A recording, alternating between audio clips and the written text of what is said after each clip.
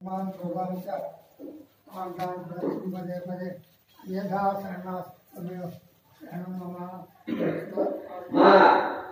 సాంప్రదాయంలో గొప్పది ఏంటంటే దేవాలయ వ్యవస్థలో కూడా అసలు దేవాలయం అంటే ఏంటి, గాలి గోపురం అంటే ఏంటి, ప్రహరీ అంటే ఏంటి, గర్భం అంటే ఏంటి, విమాన గోపురం అంటే ఏంటి, ఎన్నో తెలియదు చాలా మంది కూడా.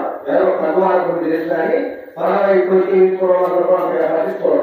అది తెలుసుకోవాలి. మన దేవాలయంలో ఆ గాలి గోపురం చూసారా, అది శ్రీమన్నారాయణుడు యొక్క మన కావాలయ కాదు గాలి గోపురం. అట్లాగా రెండు రాళ్ళు ప్రవేశించిన తర్వాత లింగోద్భవంగా ఆ ధ్వజస్తంభం ఉంటుంది. ప్రాణం కూడా ఆ యొక్క ధ్వజస్తంభంలో ఉంటుంది. కొన్ని రాళ్ళు ఏంటంటే ఇరు పక్కల వాటి యొక్క ప్రహరీ ఏదైతే ఉందో అది పరమాత్మ యొక్క బుధస్కంద చేతులు వెళ్ళిపోవాలి. లాభం తర్వాత అక్కడ ఉన్న స్థానం ఏదైతే ఉందో వ్యవసాయంతా కూడా మనకి నాసి స్థానం ఎట్లాగో ఇదంతా కూడా నాసి స్థానం యొక్క పరమాత్ముడికి పైన యొక్క శిఖరము మనకి శిరస్సు ఎట్లాగో పరమాత్మ యొక్క శిఖరం ఆ యొక్క శిరస్సు లాంటిది. సర్వ అనుభవం కలిగినది దేవాలయం. అందువల్ల మనము మన ఇంటికి ఎవరైనా అడ్డు వచ్చినప్పుడు మనం రాగా కావాలనుకొని మంచి పెద్దలు ఏదో గౌరవంతో మన శిరస్సు వహిస్తే వాళ్ళు తీరుస్తారు. చిరంజీవ చిరంజీవ ఆయుష్మాన్ భవ అంటారు. ఆయన చిరంజీవులు అంటే సప్త చిరంజీవులు ఉన్నారు మన చాలా మంది. అయినప్పుడు కూడా ఆ శరీరంతో కలిగి జీవితాలి, మంచి నమ్మకంతో ఉండాలి అని మనం చెప్తూ ఉంటారు. కాబట్టి హిందూ సాంప్రదాయం ఎంతో గొప్పది, చాలా విశేషాలు మనకి తెలుసుకోవాలి. కానీ అంతకుముందు వశిష్ఠ రామాయణంలో వశిష్ఠ మహామునీంద్రుడు చెప్పిన ఆ రామచంద్రుడికి వృత్తాంతం ఎక్కువ ఉంది. ఇంకా మహాభారతం అందరూ చదువుతుంటాము, ఏ శ్లోకాలు చదువుతుంటారు, వెళ్ళిపోతుంటారు. ఆ సారాంశం అంతా కూడా ఇప్పుడు ఇవన్నీ కూడా వచ్చింది. అన్ని మతాలు కూడా ఇప్పుడు వచ్చింది, అంతకుముందు లేవు. మొట్టమొదటి భగవద్గీతలో మన చెప్పిన శ్రీకృష్ణ పరమాత్ముడు ఏదైతే ఉందో వేల సంవత్సరాల క్రితమే ఈ కలియుగం ఎలా ఉంటుంది, కలియుగంలో జనాలు ఎలా ఉంటారు, ఎలా ప్రవర్తిస్తున్నారు, వాళ్ళ నడవడిక ఎలా ఉంటుంది, ఎలా ఆచరించాలి అని కూడా మనకి శ్రీకృష్ణ పరమాత్ముడు అభివృద్ధి వచ్చారన్నమాట. కాబట్టి అన్నింటినీ మూలమే అందరికి మంత్రం అనుకుంటాం. నారాయణాయ విద్మహే వాసుదేవాయ ధీమహి తన్నో విష్ణు ప్రచోదయాత్. విష్ణు భగవాను యొక్క సంపూర్ణ అవతారమే కృష్ణ అవతారం. కాబట్టి ఆ కృష్ణ అవతారంలో 18 అధ్యాయములు బోధించాలంటే ఆ 18 అధ్యాయంలో శ్లోకము, అర్థము, పాఠం, 18 అధ్యాయము 140 సార్లు వదిలేస్తే చదువుకొని దాని సారాంశం గ్రహించి అప్పుడు మన హిందూ సాంప్రదాయం కాపాడుతుంది. మన ఇండియాలో మన పిల్లలు ముందు రాసుకోవాలి. బయట మనకు కావాల్సింది మన కుటుంబంలో భార్య బిడ్డల్ని మంచి నలుగురితో ఉంటూ మనతో పాటు వాళ్ళు కూడా సమాజానికి చేస్తాము. అప్పుడు కొన్ని సాంప్రదాయం ఉన్నాయి. ఇప్పుడు మన తల్లిదండ్రులు ఉంటుంది. ఆ తల్లిదండ్రులు సీడ్ ఏం చేస్తున్నారు, చక్కగా వస్తువు రాసుకుంటారు, చక్కగా గుడ్లు పెట్టుకుంటారు, గుడ్లు పెట్టుకుంటారు, అలాగే చక్కగా ప్రదర్శన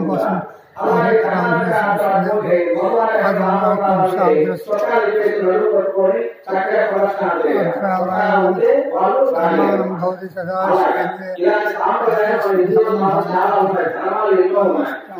రామచంద్రుడు ధర్మం ఉంది. ఆ రామచంద్ర ధర్మం తమ్ముడు ఎలా ఉండాలి, భార్య ఎలా ప్రేమించాలి, నష్టసుఖాలు ఎలా ఉండాలి, అన్ని మనం ఎదుర్కోవాలి. ఏదో చదువుతున్నాం. యూట్యూబ్ గురించి టైము, ఫోన్ ఇచ్చే టైము, సర్వకైకర్యాన్ని మనము భక్తులు ఇవ్వలేదు అని తెలుసుకోవాలి. ధర్మ మార్గం ఇప్పుడు మన కాపాడుతుందో ఇప్పుడు అనుకుంటాం ఏమయ్యా ధర్మ కలిగి అనుకుంటున్నాం. చాలా తప్పు. ఆకాశంలో కనుక సూర్య భగవానుడు 1000 కోట్ల సూర్య భగవానుడు ఎదుగుతూ ఉంటారు. మన పిల్లలు ఏమంటారు, ఆ సమయానికి ఆకాశం మొక్కు కిరాయి మొక్కు నాయకుడు వచ్చినప్పుడు నాయకుడు సూర్యుడే లేదంటే అది నిజమా అవసరం? అది నిజం, సత్యం. ఎందుకంటే మన గర్భాలను చూస్తున్నారు. విజ్ఞానం ఏదైతే ఉన్నాయో గాలి వాయువు అట్లా పొడగానే చక్కగా ఆ వైద్య ప్రకాశంతో 1000 కోట్ల సూర్య ప్రసాదమైన ఆ సూర్యుడి యొక్క కిరణాలు, ఆ సూర్యుడి శక్తి మనం సంపూర్ణాన్ని ప్రసాదిస్తుంది. కాబట్టి అట్లాగే ఈ శాస్త్రాలు, ఈ పురాణాలు అన్ని సత్యం. కాబట్టి మనం ఆచరించాలి. మన పిల్లలకి మనం మంచిగా మనమే గౌరవించకపోతే మన సాంప్రదాయాన్ని ఎవరు చూస్తారు? కాబట్టి మన సాంప్రదాయాన్ని మన గురువులు మనకి కాపాడుకోవాలి. ఎక్కడ వ్యవస్థ కాపాడాలి. అలాగే ఆహుతి చేసినప్పుడే హిందూ సాంప్రదాయానికి గొప్ప విశేషం వస్తుంది. ఒకసారి చెప్పండి, జై భారతమాతకి జై, రాజా రామచంద్రమూర్తికి జై, వీరహనుమానికి జై. అందుకే ఆంజనేయ స్వామి నలుగు బిగించి ఆ హిందువుల సకల సిద్ధి ప్రజలు అనుభవం ఏ కార్యం చేసేటప్పుడు కూడా ధైర్యము, యశస్సు, కీర్తి, తర్వాత బుద్ధి ఫలము ఇవన్నీ కూడా ఆంజనేయ స్వామిని నిలబడి ఆయన మనసు చేసుకొని ఆ కాకాయ జనాన్ని వేడవేస్తే కటపరాలు వినియోగండి చేరుకుంటుంది. జయ శ్రీమన్నారాయణ. ఇక్కడ మనమూరు గ్రామంలో వచ్చిన నిర్వహణ చూసిన భగవాను అలాగే ఈ యొక్క కార్యక్రమాన్ని నిర్వర్తించిన అందరూ కూడా మనస్ఫూర్తిగా మీ కుటుంబాలను ఎవరైనా కాపాడుతూ సర్వేశ్వరుడు శుభపాక్షించాలని సెలవు తీసుకుంటున్నాను. జయ శ్రీమన్నారాయణ.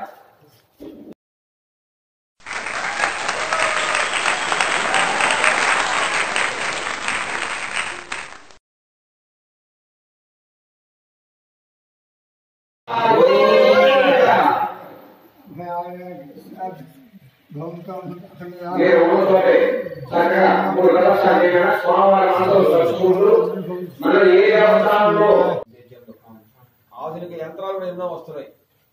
అలా కనుక తయారైనవి అంటే గ్రామం కూడా రష్యాలోగా, అమెరికాలోగా, దాన్ని ఏమంటారు ఇజ్రాయెల్ లాగా తయారైతే ఇక్కడే కోట్ల సంపద తయారు.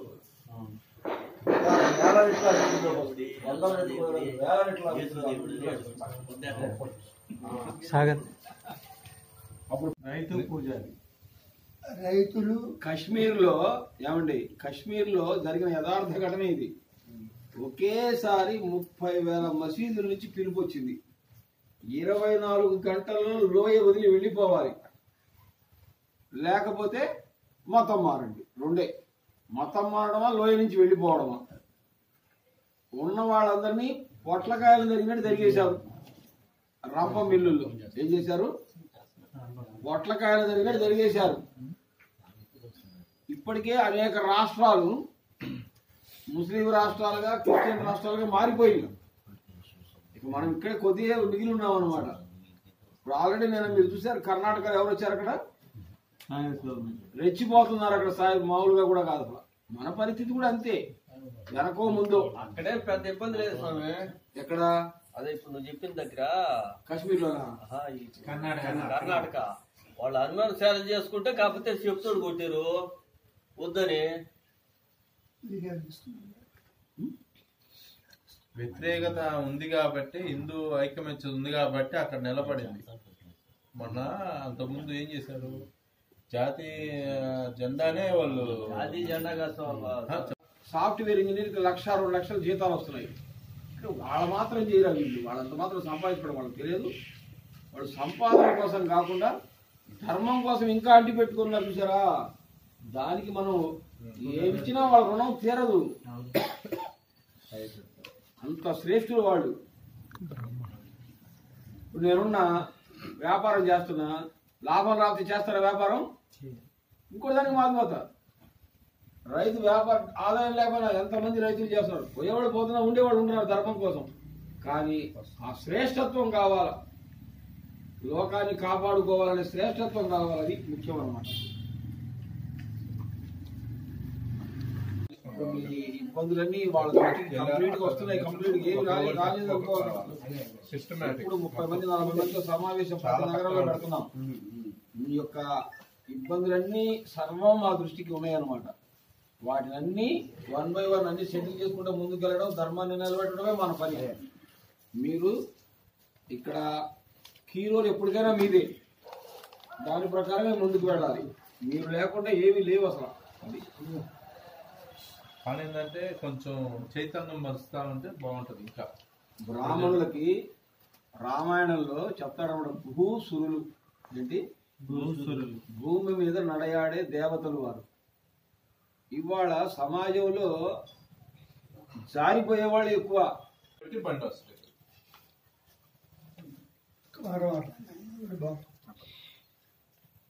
కాబట్టి మీరు దానికి సిద్ధమైతే మన పని అయిపోతుంది అంతే. ఒక బస్కి 50 మంది, మళ్ళా ఎక్స్ట్రా వచ్చారనుకో 50. అస్థిరం జీవితం లోకే అస్థిరం ధన యౌవనం అస్థిరం ధారాని ధర్మం కీర్తిద్వయం ఇవన్నిటి కూడా జీవితంలో అస్థిరమైన జీవితమే అస్థిరం అంటే అస్థిరం జీవితంలోకే అస్థిరం ధనము యవ్వనాలు కూడా శాస్త్రాలు అట్లే ధారాపుత్రాలు పుత్రులు సంతానం ఏదో సంతానం చివరికి మిగిలేలా ధర్మం కీర్తన మాత్రమే మిగిలితే అట్లాంటి ధర్మ హిందూ పరిషత్ శారవారి కార్యక్రమం చేపట్టినందుకు వారందరూ కూడా సుబ్బారావుకి కార్యకర్తలకి జ్ఞాపకులందరూ అందరూ కూడా ధన్యవాదాలు తెలియజేస్తూ శరణో మిత్ర శరణ్వరుణ శరణో భవపరిణ శరణేంద్రో బృహస్పతి శరణో విష్ణుక్రమ నమో బ్రహ్మణే నమస్తే వాయో త్వామే ప్రత్యక్షం బ్రహ్మాసి త్వామే ప్రత్యక్షం బ్రహ్మోష్యామి సత్యం వదిష్యామి తన్మావదు తద్దత్తారమౌ ఓం శాంతి శాంతి శాంతి స్వస్తి. హాస్టల్ కానీ మొత్తం ఎండోమెంట్ డిపార్ట్మెంట్ కింద తీసుకొచ్చి దీప నైవేద్యాలకి కైంకర్యాలకు కూడా వాళ్ళ దగ్గర నుంచి అడగాల్సిన పరిస్థితి రావడం వలన మన గుడులను సరిగ్గా నిర్వర్తించలేకపోవడం, కొన్ని గుడులను పూర్తిగా మూసివేయడం జరుగుతుంది. ఈ మూసివేసే కార్యక్రమాలను మన హిందువులు ఎవరైతే ఉంటారో వాళ్ళు స్వయం ప్రతిపత్తిగా కలిగించడం వలన అక్కడ గ్రామంలో ఉన్న కమిటీ ద్వారా కావచ్చు నిర్వహించడం వలన ఇటు దాని మీద అంటే గుడి మీద ఆధారపడి నివసిస్తున్న బ్రాహ్మణ్స్ కానీ మిగతా వాళ్ళకు కానీ స్వయం ప్రతిపత్తి కలిగి వాళ్ళు ఇంకా గుడులను అభివృద్ధి చేయడం కోసం, ధర్మాన్ని అభివృద్ధి చేయడం కోసం జరుగుతుంది. అంటే ధర్మం అంటే ఏం లేదు, అందరూ సరైన మార్గంలో నడవడమే ధర్మం.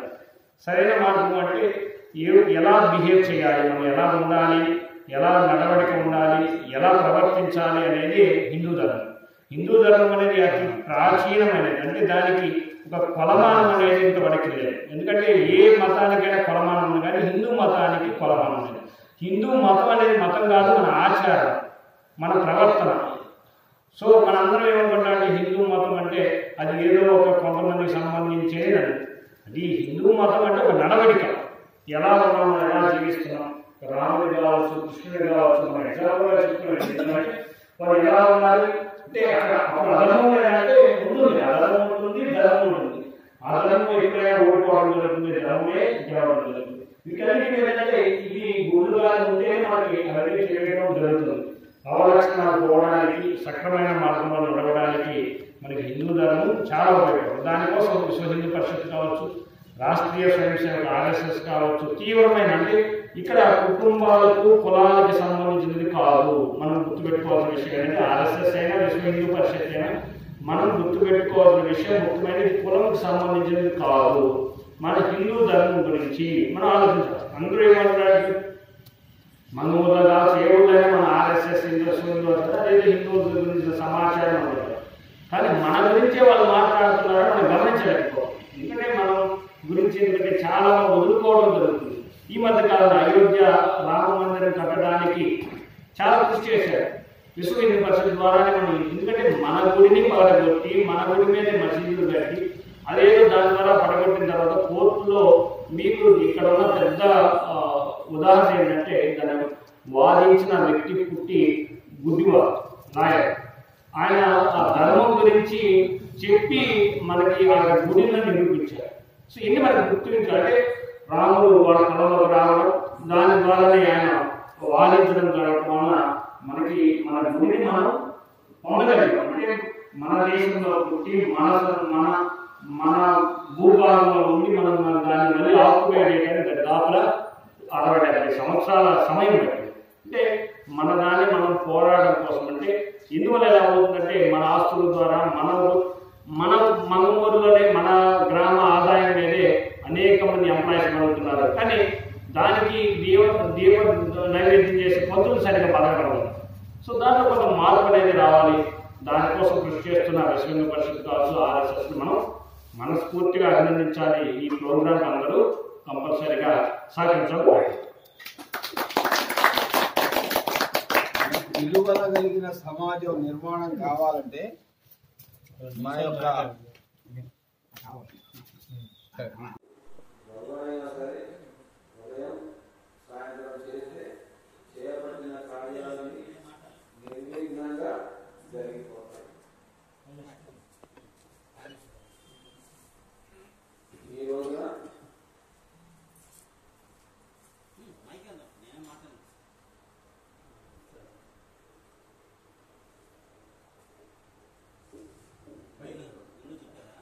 జై శ్రీరామ్, జై శ్రీరామ్. హైందవ త్రికాల గురించి మనకి ఇప్పుడు మన ప్రధాన వక్త అయిన సోమ సుబ్బారావు గారి మాట్లాడుతూ కోరుతున్నాం.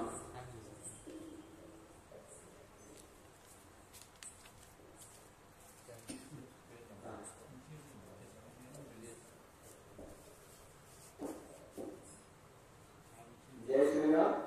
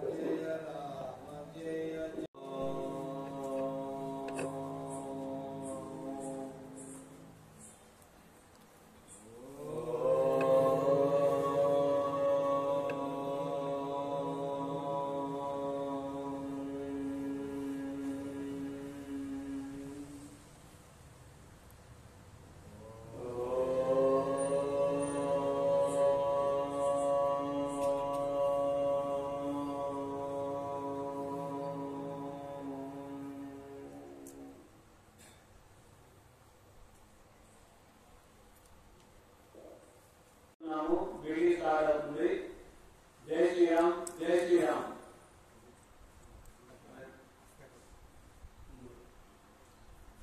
ముందు మనం ఈ కార్యక్రమానికి వచ్చిన ప్రజలను పరిచయం చేసుకున్నాం. సోమ సుబ్బారావు గారు విశ్వ హిందూ పరిషత్ దక్షిణాంధ్ర ప్రాంత అధ్యక్షులు.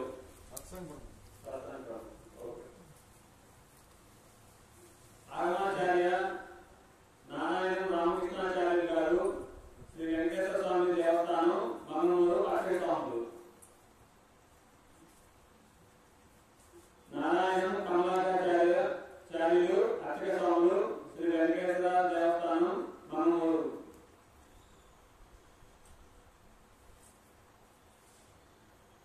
ఈ హైందవ శంకరాన్ని గురించి మన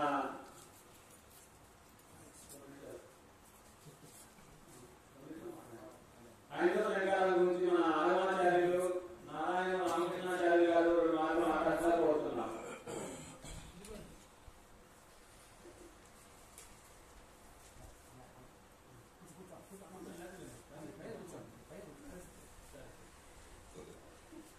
నమో వెంకటేశాయ.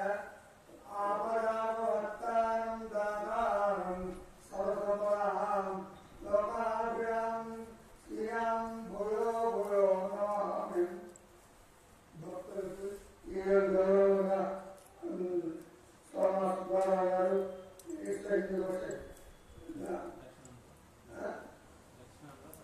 దక్షిణాంధ్ర సత్సంగం వారు చేశారు. ఈ కార్యక్రమం చాలా సంతోషం. ప్రభుత్వం చేసి ఉత్తమ ధార్మిక వ్యవస్థలు అప్పగిస్తూ ఇంకా చట్టాన్ని తీసుకోవాలని కోరుకుంటూ హృదయపూర్వక అభినందనలు తెలియజేస్తూ నమస్కారం.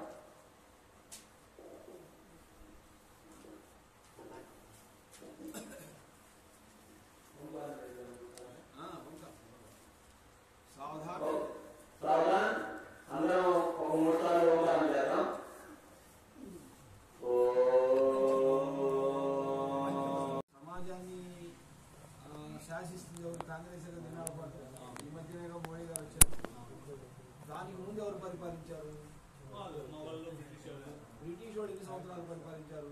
400 సంవత్సరాలు. దానికి ముందు ఎవరు పరిపాలించారు? మొగలు.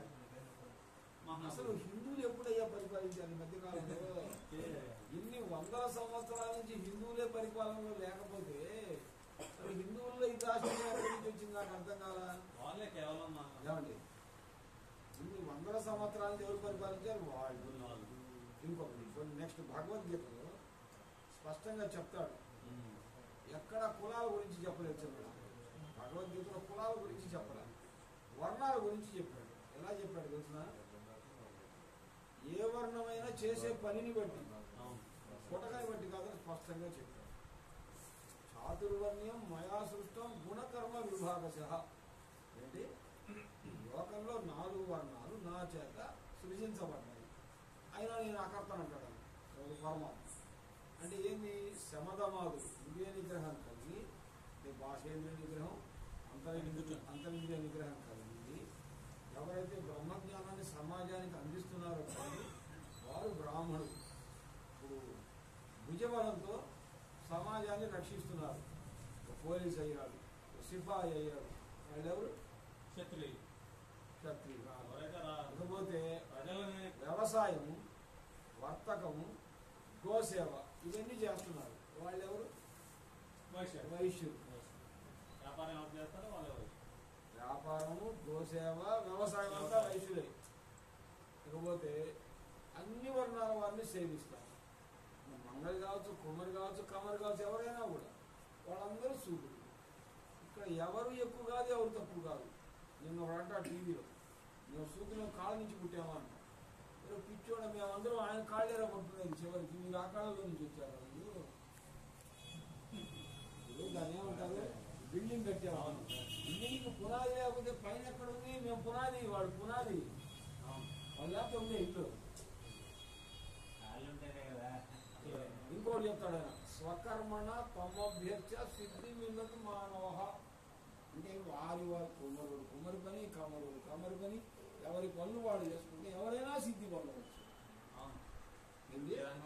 ఇంకోటి చెప్తాడు ఆయన స్పష్టంగా, వేదముల ద్వారా, యజ్ఞముల ద్వారా, దానముల ద్వారా, ఉగ్ర తపస్సుల ద్వారా కూడా పరమాత్మ తెలియబడదు అంటారు. పరమాత్మను అనుభూతం ఉనర్చుకోవాలంటే వేదాలు, యజ్ఞాలు, దానాలు, ఉగ్ర తపస్సులు కూడా వల్ల కాదంట. మరి పరమాత్మ ఎవరికి తెలుస్తాడో ఎలా తెలుసుకుంటాడు? నేను చెప్తాను స్పష్టంగా. ఏమని?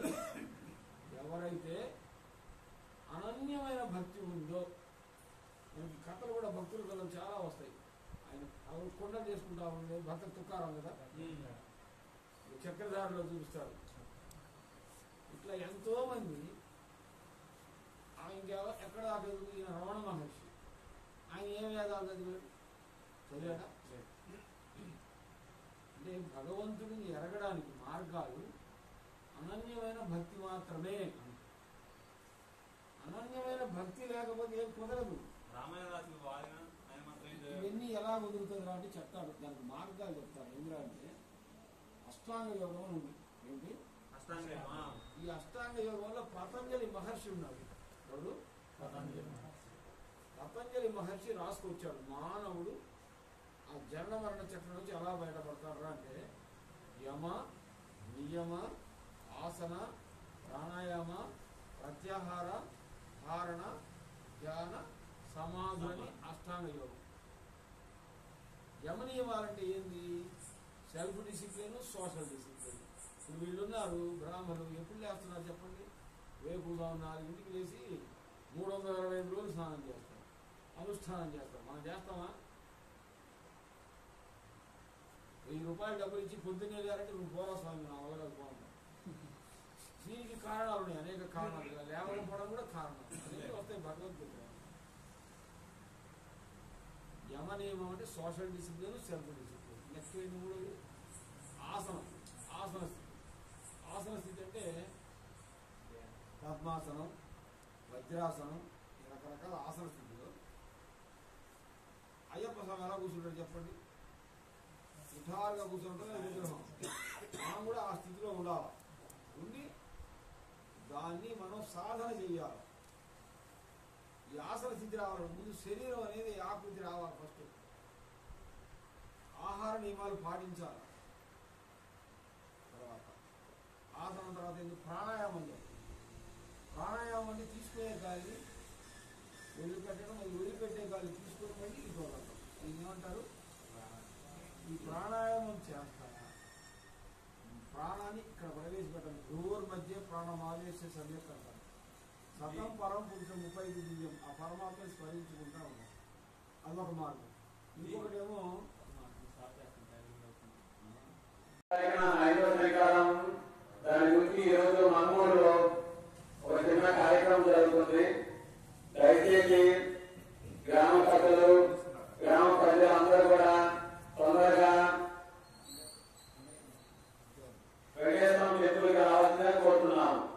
వీలైన తొందరగా వస్తే మనకి ఒంగోలు నుంచి పెద్ద భక్తులు వచ్చారు ఈ సభ గురించి చెప్పడానికి. వీరందరూ మీకోసం వేచి ఉన్నారు. దయచేసి మన కోసం పెద్దవాళ్ళు వేసి ఎప్పుడు కూడా దానికి ఆలోచించుకొని తొందరగా రావాల్సిందని కోరుతున్నాము. ధన్యవాదాలు. పోషణకి మన వాళ్ళందరూ ఏర్పాటు చేశారు. మొదలు మాన్యాలు ఇచ్చి వీళ్ళందరూ మొదలు మాన్యాలని నాకే స్థితిలో అన్ని కొడుకు ఈ వరకు తీరుతుంది. ఆఫీసర్లు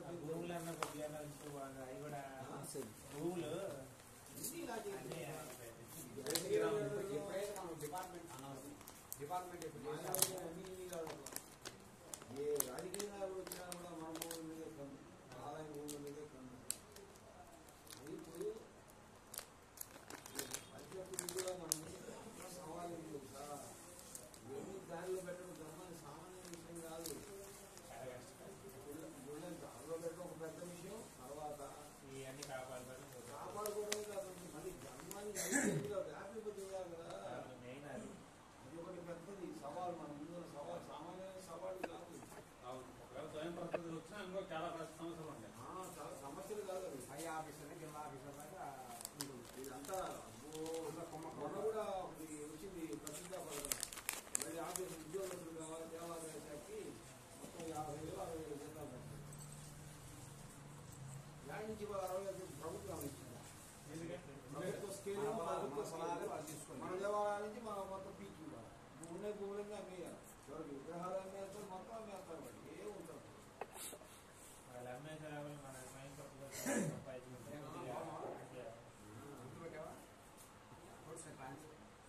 గవర్నమెంట్ హాస్పిటల్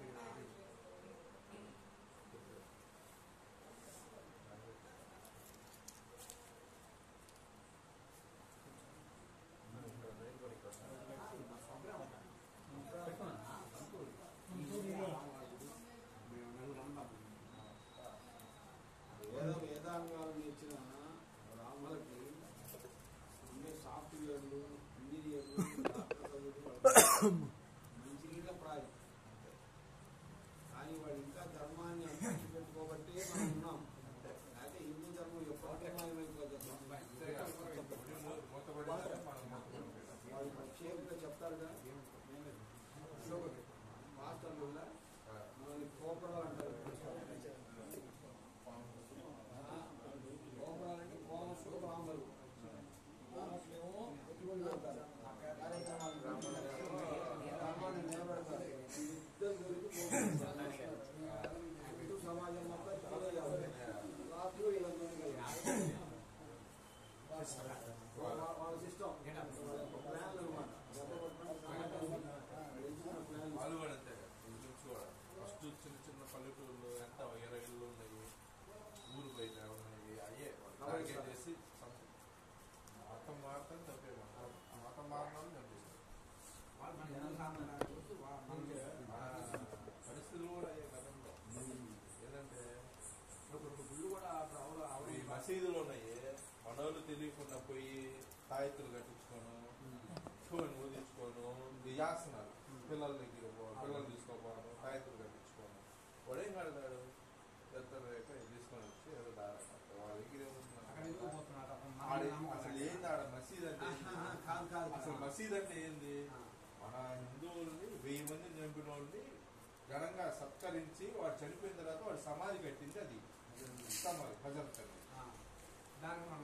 మన వాళ్ళు ఒక శ్మశానానికి పోయి, ఒక సమాధి దగ్గరికి పోయి, ఒక అష్టపంజనం అదే టెంపుల్ దగ్గర పోయి, ఒక శ్మశానానికి పోయి మొక్కుని మమ్మల్ని బాగా చేయండి ఆరేంజ్ చేస్తాడు శ్మశానమే పనికిరాదు పనికిరాదు. నువ్వు శుద్ధి హిందూ శుద్ధి కూడా ఇప్పుడు హిందూ శుద్ధి అనేది పాటించేవాడైతే అసలు ఆడెందుకు పోతాడు? నేనేది ఇవన్నీ కూడా చిన్నడా ప్రతి మసీదులకు వాళ్ళు తాయితంటే నాకు తెలిసింది నల్లు మీద కొమ్ముల అదే కర్ర వేరు కట్ చేసి 3 దారాలు కట్టించేవారు. అంతకంటే భయంకరమైన శక్తి నాకు తెలిసి తెలియదు. అంటే మా పెద్దలు చెప్పిందే వాళ్ళు ఆదివారం పూట ఏదో ఒక కోసుకొని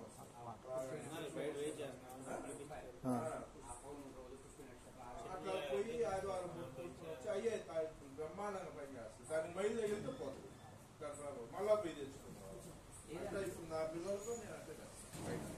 అర్థం కావాలి ఒక పెద్ద మళ్ళీ గుడి ఇంట్లో పోయితాడు తెచ్చి పెడతాడు. కావాలంటే నేను చూసుకుంటాను. డబ్బు నోడిస్తే లేకపోతే ఇందులో గానుపాలలో గాను ఉన్నారు. వాళ్ళు కొంతమంది ఉపాసకులు ఉంటారు. దేవి ఉపాసన ఉపాసన చేసేవాడిని ఇస్తారు. అవును బాగా పనిచేస్తారు. అది బేజర్ స్టోర్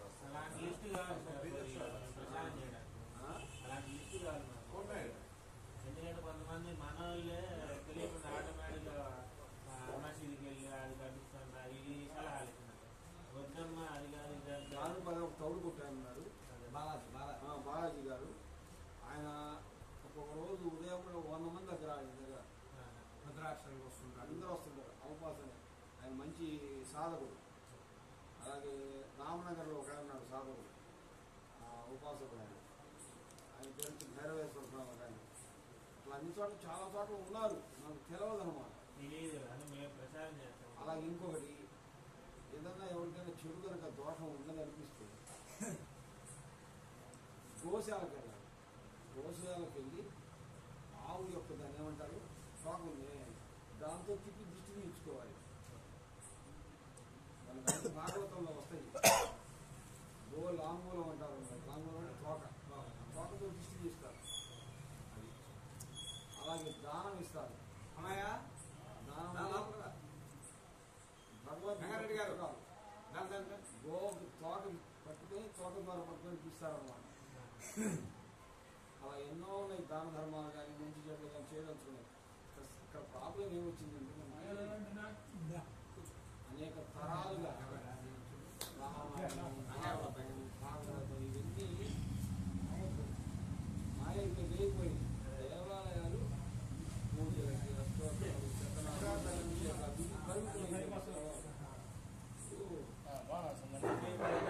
తెలియట్లా మాకు తిరుగుతున్నా బాగా తెలియదు.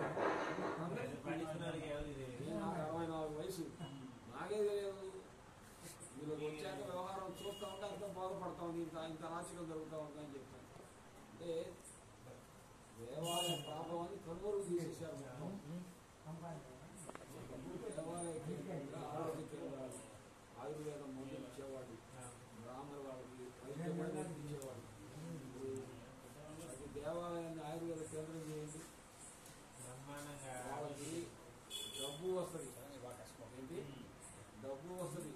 ఊర్లో వాళ్ళకి వైద్యం దొరుకుతుంది. అవునా కాదు? ఏంటి ప్రతిదానికి వీళ్ళు ఎన్నో గడుపులు కాకపోతే లక్షల గడుపుల డబ్బులు అయిపోతుంది. జనం అందరూ దివాలా ఎత్తిపోతుంటారు కదా.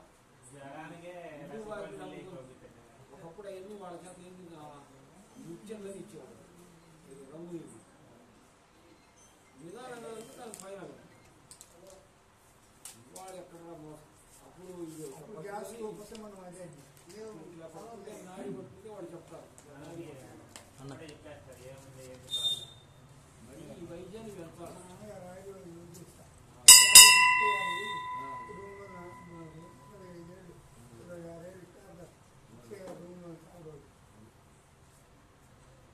మా బావగారు డాక్టర్. మళ్ళీ దాన్ని ఏమంటారు విలేజెస్ని బలపరచాలి. విలేజెస్ ద్వారా గ్రామం బలపడితే ఇప్పుడు ఏంది ఉద్యోగాల కోసం ఊరు పెట్టి వర్గాల కోసం గ్రామానికి సరైన ఆదాయం ఉంటే నగరాలు పెట్టుకోవాల్సిన పని అది మెయిన్ పాయింట్. అంతే చాలా విషయాలు తెలియదు కదా మాకే. మీకే తెలియదు మంది మాకే సరైన ఆదాయం ఉంటే అప్పుడు కంటితో ఉంటారు. ఆదాయాన్ని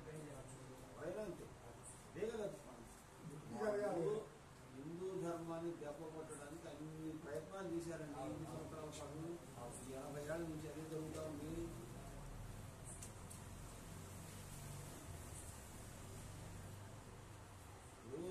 తిరుమల తిరుపతి దేవస్థానానికి డబ్బులు వస్తున్నాయి 1000 కోట్లు. ఆ 1000 కోట్లంతా ఆఫీసర్లు ఇద్దరికే సరిపోతున్నారు. దేవాలయ దేశంలో రావాలి. ఒంగోలు నుంచి మన పెద్దలు వచ్చినారు, విశ్వ హిందూ పరిషత్ వారు వచ్చినారు. కొన్ని విషయాలు తెలియపరుస్తారు. రేపు జనవరి 5వ తేదీ విజయవాడలో బహిరంగ ఈ యొక్క మీటింగ్ జరుగుతుంది. బహిరంగ సభ అందరూ కూడా ఆహ్వానించాలి. మన హిందూ సాంప్రదాయం మనమే కాపాడుకోవాలి. కాబట్టి అందరూ రావాల్సిందిగా కోరుతున్నాము. గ్రామ పెద్దలు, గ్రామస్తులు అందరూ కూడా వెంకటేశ్వర దేవస్థానంలో వారి పెద్దలు వచ్చిన వారు నుంచి మీరందరూ కూడా వచ్చి దీంట్లో చేస్తున్నా కోరుతున్నాం. అలాగే ఇక్కడికి బస్సులు కూడా ఏర్పాటు చేస్తున్నారు. చక్కగా మన బస్సులో కూర్చొని అక్కడ మీటింగ్ నిర్వహించి అక్కడ భోజన వసతులు ఉంటాయి. చూసుకోవాలి మంచి రావచ్చు. ఇలాంటి అందరూ గురించి ఈ హైందవ శ్రీకారాలను బహిరంగ సభ చేయవలసిందిగా కోరుతున్నాము. ఈ యొక్క వేదిక